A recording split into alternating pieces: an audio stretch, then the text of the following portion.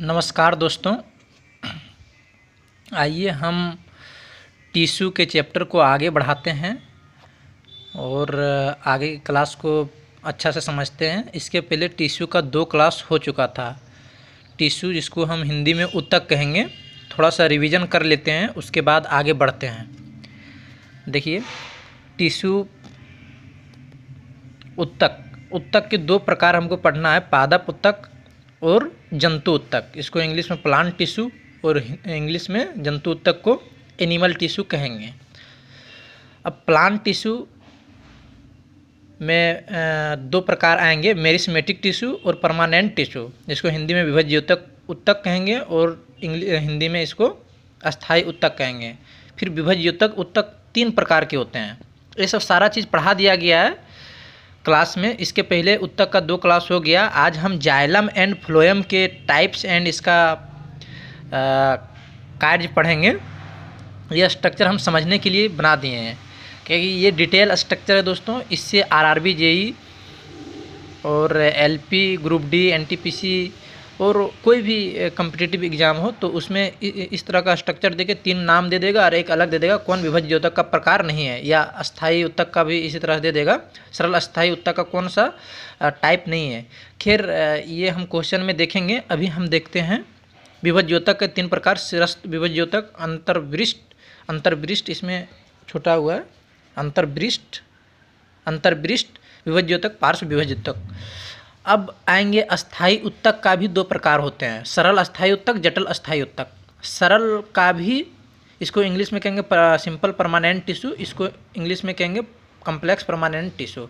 Simple permanent tissue का भी 3 प्रकार है, पेरेनकाइमा, कोलेनकाइमा, स्क्लेरेनकाइमा। ये तीनों इंग्लिश नाम है। बाकी इसको हिंदी में कहेंगे मृदूतक और हिंदी में कहेंगे श्लोषोतक और इसको स्क्लेरेनकाइमा को दृढ़ोतक। पेरेनकाइमा का भी 2 टाइप है, पहला क्लोरेनकाइमा और दूसरा एरेनकाइमा। अब देखेंगे जटिल ऊतक भी 2 टाइप का होता है, एक होता है जाइलम, एक होता फ्लोएम। जाइलम भी 4 प्रकार के होते हैं, जाइलम ट्रैकिड्स, वाहिका, जाइलम फाइबर या रेसे, इसको फाइबर को रेसे ही कहेंगे, जाइलम पेरेनकाइमा। और इसी प्रकार फ्लोएम जो है भी 4 प्रकार का होता है, चालनी नालिका, साथी कोशिका, फ्लोएम फाइबर या रेसा, फ्लोएम पेरेनकाइमा। तो हम लोगों ने यहाँ तक पढ़ लिया था, क्लोरेनकाइमा, स्क्लेरेनकाइमा के बारे में, एरेनकाइमा के बारे में हम पढ़ लिए थे। आगे हम लोगों को पढ़ना था जाइलम एंड फ्लोएम, तो इसको हम अच्छा से करेंगे। बाकी ये सब तो पढ़ लिया गया। प्लांट टिश्यू में 2 क्लास हो भी चुका है तो इसके बारे में डिटेल बताया गया है। बाकी आज हम स्ट्रक्चर को इसलिए छाप दें ताकि आपका दिमाग में फिर से मतलब स्ट्रक्चर ध्यान में रहे। आज हम पढ़ेंगे जाइलम एंड फ्लोएम के बारे में। तो सबसे पहले हम जाइलम का चर्चा करेंगे। इसका 4 टाइप है, जाइलम का 4 टाइप है, 4 प्रकार के पार्ट इसमें पाए जाते हैं। सबसे पहले जाइलम ट्रैकिड्स, वाहिका, जाइलम फाइबर और जाइलम पेरेनकाइमा। तो इन सभी के काम को हम देखेंगे, इसका क्या काम होते हैं और फ्लोएम का क्या काम होते हैं। ये देखिए भाई, ये जो जाइलम है जटिल अस्थायी ऊतक है। ये 1 से अधिक प्रकार के कोशिकाओं से मिलकर बने होते हैं। जैसे ऊतक, जिसे सिंपल सरल अस्थायी ऊतक में हम देखे थे, एक ही टाइप का सेल, एक ही गोला, एक ही मतलब आकार एक ही होना चाहिए, एक ही टाइप का आकार का बना, एक ही टाइप का आकार का सेल, ग्रुप ऑफ सेल बन के सरल अस्थायी ऊतक बनाया। अब जटिल अस्थायी ऊतक में क्या है, जिसमें जाइलम और फ्लोएम आता है, जिसे एक ये प्रकार हो गया, एक सिंगल प्रकार ये हो गया। इस तरह का ऊतक, सेम टाइप का ऊतक बना। फिर ऐसे बना, समझिए कि अलग अलग टाइप का ऊतक, जिसे जटिल में अलग अलग प्रकार का, जैसे इस तरह का भी ऊतक होगा, ऐसे ऊतक होगा, ऐसे ये जटिल है। अलग अलग टाइप का जो सेल का ग्रुप है उससे जटिल अस्थायी ऊतक बनता है, जिसे जाइलम और फ्लोएम में हमको पढ़ना है। और ये मिलकर जो जटिल अस्थायी ऊतक है, ये मिलकर कई तरह के कार्य करते हैं। जाइलम और फ्लोएम जो है दोनों मिलकर संवहन ऊतक का निर्माण करते हैं। संवहन ऊतक मतलब ये होता है, संवहन बंडल का निर्माण करते हैं, संवहन बंडल का निर्माण करते हैं, जाइलम एंड फ्लोएम। संवहन बंडल ये होता है कि संवहन जिसे जल, खनिज लवण, फूड्स वगैरह का ट्रांसपोर्टेशन करता है, ट्रांसपोर्ट करता है एक जगह से दूसरे जगह। जैसे ये पत्ती में भोजन बनाया गया, पत्ती में भोजन बनाया गया फोटोसिंथेसिस के द्वारा, प्रकाश संश्लेषण के द्वारा। अब उसको ले जाके पेड़ पौधा जो है, पेड़ पौधा जैसे ये पत्ती है, ये पत्ती है, टहनी है, ये पत्ती है, समझिए ये पत्ती है, ये टहनी है, ये पत्ती है, ये टहनी है, ये पत्ती है। यहाँ प्रकाश संश्लेषण हुआ, सूर्य का प्रकाश पड़ा। अब यहाँ जो प्रोडक्ट बना, यहाँ जो भोजन बना, ये पेड़ पौधा के सभी सेल को आवश्यकता होता है। तो ये ऊपर से नीचे तक, जड़ तक, जितना भी मतलब जिसे जिसे भोजन का आवश्यकता होता है, तो यहाँ से भोजन जड़ तक ले जाया जाता है। ये किसका काम होता है? फ्लोएम का। और एक इसी प्रकार होता है जाइलम। जाइलम उत्तक है, जड़ से पानी और खनिज लवण को ले जाके पौधा के हर एक पार्ट को उसको पोषित करता है, मतलब उसको भोजन प्रदान करता है, वाटर और खनिज लवण। बाकी ये भी भोजन ऊपर से नीचे ले जाता है, और ये नीचे से ऊपर सभी पार्ट में ले जाता है। इसी को कहते हैं संवहन बंडल का निर्माण करता है, यानी संवहन उत्तक भी कहते हैं। और संवहन का काम करता है, मतलब एक जगह से दूसरे जगह ले जाता है। अब देखिए, ये उत्तक जो होता है बड़े पौधों का एक विशेषता होता है, ये इसीलिए इसको स्थलीय वातावरण में रहने के लिए अनुकूल बनाता है। इसका 4 टाइप हम लोग देख लिए। इन कोशिका जो होता है, ये कोशिका होता है, इसका कोशिका भित्ति मोटी होती है, कोशिका सेल वाल जो है जाइलम का, अभी जाइलम के बारे में पढ़ रहे हैं, तो जाइलम का सेल वाल जो है मोटी होती है, मतलब थिक होता है, मोटी होती है। जाइलम का जो सेल वाल है वो मोटी होती है। और जाइलम का अधिकतर कोशिका जो है, अधिकतर कोशिका मृत होती है। अधिकतर कोशिका जो है मृत होती है। जाइलम का अधिकतर कोशिका जो है मृत होती है। एक पॉइंट ये लिखिएगा। दूसरा पॉइंट लिखिएगा, इसका सेल वाल जो है, सेल वाल मोटी होती है। दूसरा पॉइंट जो लिखिएगा, कोशिका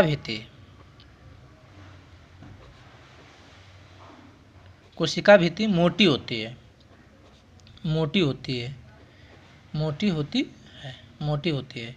जाइलम की कोशिका भित्ति मोटी होती है और अधिकतर कोशिका इसकी मृत होती है, मतलब सेल डेड होती है मैक्सिमम, और सेल वाल इसकी मोटी होती है। ट्रेकिड्स और वाहिका की संरचना नलिकाकार होती है। जैसे इसमें जो 2 टाइप पढ़ाए हैं, जाइलम ट्रेकिड्स और वहिका, इसका जो स्ट्रक्चर होता है वो नलिकाकार होता है। नलिकाकार मतलब देखिए इस तरह से, नलिका आकार का, देखिए इस तरह का नलिकाकार होती है, इस तरह नलिका आकार का होता है। ये नलिका आकार का होता है, ये देखिए नलिका आकार का होता है। ये इस तरह से वाहिका है, मतलब ये ऊपर नीचे ले जाने में नलिकाकार होता है, तो आसानी पड़ता है। इसलिए जाइलम ट्रेकिड्स और वाहिका का जो स्ट्रक्चर होता है वो नलिकाकार होता है। इसके द्वारा जो है, ये दोनों के द्वारा ध्यान से सुनिएगा भाई, ये एलपी और जेई का एकदम बेस्ट पोर्शन है, आरआरबी जेई। जाइलम ट्रेकिड्स और वाहिका, ये दोनों मिलकर जो है ऊर्ध्वाधर संवहन करता है। ऊर्ध्वाधर मतलब ऊपर की ओर संवहन करता है, नीचे से ऊपर की ओर। नहीं बोले कि जड़ से पानी और खनिज लवण लेता है, तो ये नीचे से ऊपर की ओर ट्रांसपोर्ट करता है। जाइलम ट्रेकिड्स और वाहिका नीचे से ऊपर की ओर पानी और खनिज लवण का ट्रांसपोर्ट करता है। अब पेरेनकाइमा, जो जाइलम पेरेनकाइमा है, ये देखिए जाइलम पेरेनकाइमा जो है भोजन का संग्रह करता है। ये जो है भोजन का संग्रह करता है, ये भोजन का संग्रह करता है। हम यहाँ भी देखे थे, पेरेनकाइमा जो होता है भोजन का संग्रह करता है। और यह जो है पानी को भी संवहन में मदद करता है। ये जो है पेरेनकाइमा जो है पानी के संवहन में भी मदद करता है। और जाइलम फाइबर जो है ये सहारा देने का काम करता है। इसका काम क्या है? जाइलम फाइबर का काम क्या है? जाइलम फाइबर का काम है सहारा देने का काम करता है। जाइलम फाइबर जो है, लिखिएगा, जाइलम फाइबर जो है, आप लिखा देते हैं, ठीक है दोस्तों। जाइलम फाइबर सहारा देने का काम करता है, सहारा देने का काम करता है। जाइलम फाइबर जो है, जाइलम फाइबर जो है सहारा देने का, पौधों को सहारा देता है। ये फाइबर हो गया। और लिखिएगा पॉइंट बना के, जाइलम ट्रेकिड्स। इसी तरह से बोर्ड में पढ़ाया जाता है दोस्तों। अगला क्लास में होगा क्या, हम लिखा के, ताकि टाइम बचेगा, लिखा के लिखा हुआ रहेगा नोट और हम समझाते जाएंगे। जाइलम ट्रेकिड्स जो है, जाइलम ट्रेकिड या इसी को वाहिनिका कहेंगे, इसी को वाहिनिका कहेंगे। एंड वाहिका, एक ठो वाहिका भी होता है, वाहिका। ये दोनों जो है, ये दोनों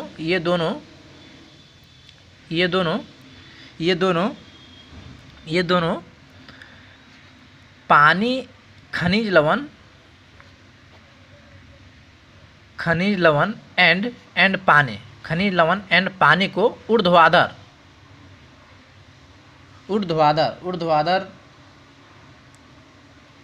मतलब ऊपर की ओर, नीचे से ऊपर की ओर। जैसे यहाँ से पानी और खनिज लवण लिया और ऊपर की ओर संवहन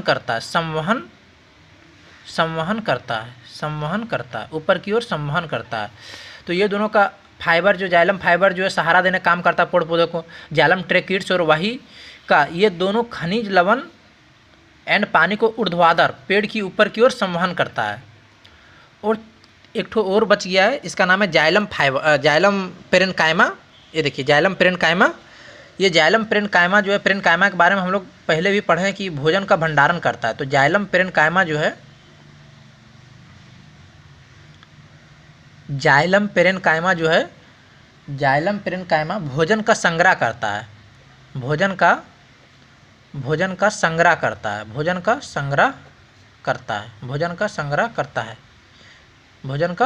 करता है। बस ये चारों का काम हम देख लिए हैं। अब अगला आएंगे फ्लोएम के बारे में पढ़ेंगे। फ्लोएम के बारे में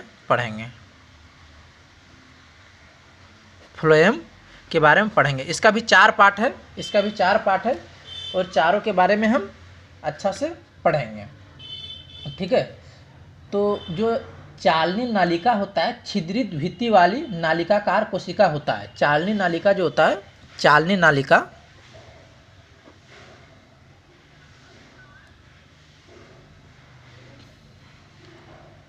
ऐसे आएगा, चालनी नालिका जो है, छिद्रित भित्ति होता है। छिद्रित मतलब पोरस, छिद्रित मतलब समझ रहे हैं, छिद्रित मतलब छिद्र हुआ, छिद्रित मतलब छेदा टाइप का रहेगा। पोरस जिसको इंग्लिश में कहेंगे पोरस, जो छिद्र रहता है। छिद्रित भित्ति वाली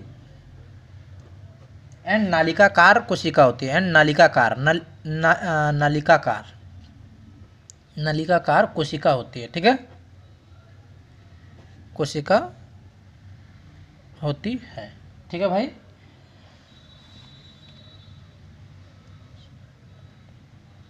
देखिए उसके बाद क्या है, ये छिद्रित भित्ति वाली होती है, नालिकाकार कोशिका, छिद्रित भित्ति वाली नालिकाकार कोशिका होती है। देखिए फ्लोएम जो है, जाइलम के असमान पदार्थों को कोशिकाओं में दोनों दिशाओं में गति करा सकते हैं। फ्लोएम जो है, जाइलम के असमान पदार्थ, जो जाइलम का जो पदार्थ रहेगा, उसको कोशिकाओं की दोनों दिशा में गति करा सकता है। फ्लोएम जो है, जो अभी हम बोले हैं, फ्लोएम पत्तियां जो है, फ्लोएम जो है पत्तियों से भोजन को पौधे के विभिन्न भागों में पहुंचा सकता है। और फ्लोएम रेशा को छोड़कर फ्लोएम कोशिकाएं जीवित होती है। फ्लोएम रेशा ही एक ठो, फ्लोएम रेशा जो है, ये देखिए फ्लोएम रेशा, यही सिर्फ डेड होता है, मतलब मरा हुआ होता है, बाकी ये तीनों जीवित होता है। हम ये भी बोले थे कि जाइलम में अधिकतर कोशिकाएं मृत होती है, ठीक है। और यहाँ फ्लोएम रेशा के अलावा फ्लोएम की सभी कोशिकाएं, चालनी नलिका, साथी कोशिका, फ्लोएम पेरेन्काइमा, ये सब क्या होते हैं, जीवित होते हैं, ठीक है। तो इसके बारे में इतना ही पढ़ना है, बस इसको आप 4 टाइप याद कर लें। चालनी नलिका, साथी कोशिका, फ्लोएम, ये भी भोजन का संग्रह करता है। पेरेन्काइमा जहाँ आएगा संग्रह करता है, ये मृत कोशिका होता है। और ये चालनी नलिका जो होता है ये छिद्रित भित्ति वाली नलिकाकार कोशिका होता है। तो इसके बारे में इतना ही जानना है, ठीक है। ये टाइप बता दें। ये साथी कोशिका जो सहायता करने का काम करता है, ये भी सहायता करता है। तो इसके बारे में हमको इतना ही पढ़ना है। अब हम देखेंगे कि रेलवे में किस तरह से क्वेश्चन आया है। कुछ दोस्तों का कहना है कि इसका इंग्लिश में भी बताइए।